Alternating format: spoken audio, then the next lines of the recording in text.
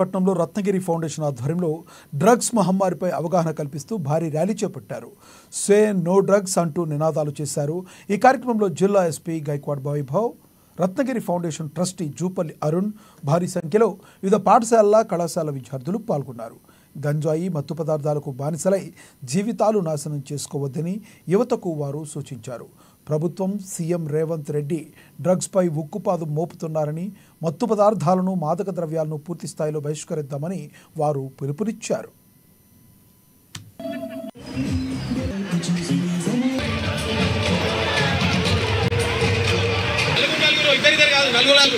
ఇప్పుడు ఈ కార్యక్రమాలు చేసుకోలేదు. ఎందుకు చేసుకోలే అంటే ఏనాడు డ్రగ్స్ అనేది మనకు సమస్యగా ఏర్పాటు కాలేదు. ఇప్పటికి కూడా వెస్టర్నైజేషన్ అంటే బయట ప్రపంచంలో జరిగేవన్నీ కూడా మెల్లమెల్లగా భారతదేశం పైన కూడా వాటి యొక్క అంటే మనకి ఇలా సోషల్ మీడియాలు కానీ, ఫేస్బుక్లు కానీ, ఇన్స్టాగ్రామ్లు కానీ వీటి వల్ల ప్రపంచం మొత్తంలో ఎక్కడేం జరుగుతుందో తెలుసుకునే ఆస్కారం ఇవాళ మీ అందరికి కూడా ఉంది. దానివల్ల కొన్ని ప్లస్ పాయింట్లు ఉంటే కొన్ని మైనస్ పాయింట్లు కూడా ఉన్నాయి. ఒకటి సమాచారం మనం తెలుసుకోగలుగుతా ఉన్న మంచి సమాచారం తెలుసుకుంటే అది డెఫినెట్ మనకి ప్లస్ పాయింటే. కాకపోతే వాళ్ళ అలవాట్లు వాళ్ళ దురలవాట్లను సోషల్ మీడియాలో అదేదో సోషల్ స్టేటస్ కింద ఎవ్వరు కూడా దయచేసి కూడా నేర్చుకోవద్దు. ఇవాళ దేశం ప్రధాని దగ్గర నుంచి ఇవాళ ఇక్కడ ఉన్న మున్సిపల్ కౌన్సిలర్ దాకా ఎందుకు కష్టపడతా ఉన్నారంటే రేపు రాబోయే భారతదేశం అభివృద్ధి చెందుతున్న దేశం అని మనం ప్రతిరోజు పేపర్లో కూడా చూస్తా ఉన్నాం.